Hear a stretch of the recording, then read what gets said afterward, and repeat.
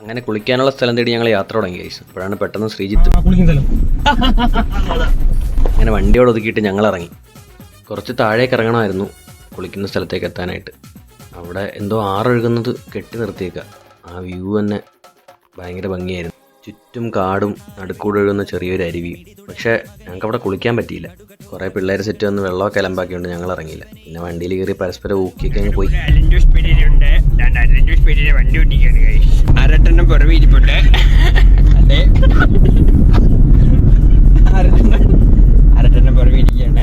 അവസാനം കുളിക്കാൻ ഞങ്ങൾക്കൊരു സ്ഥലം കിട്ടി. പക്ഷെ ഞങ്ങൾ അധിക നേരം അവിടെ നിന്നില്ല. കാരണം ഞാൻ ഇടയ്ക്കിടയ്ക്ക് ഇങ്ങനെ പറഞ്ഞുകൊണ്ടിരിക്കുകയായിരുന്നു.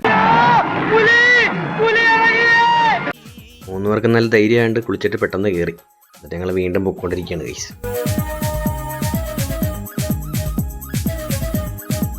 കാട്ടിലൂടെ പോയിട്ടും കുരങ്ങനെയും മയിലിനെയൊക്കെയാണ് കണ്ടത്. എനിക്ക് ആകെ വീഡിയോ എടുക്കാൻ പറ്റിയത് ഈ മയിലിനെ മാത്രം. അത് മയിലിൻ്റെ സൗണ്ടല്ല ഗൈസ്, എൻ്റെ മിമിക്രിയാണ്. അങ്ങനെ ഞങ്ങൾ ബോർഡർ കടന്ന് തമിഴ്നാട്ടിലെത്തി ഗൈസ്. തമിഴ്നാട്ടിലെത്തിയപ്പോഴത്തേക്കും റോഡൊക്കെ മാറിയത് കണ്ടോ, നല്ല സ്മൂത്ത് റോഡ്.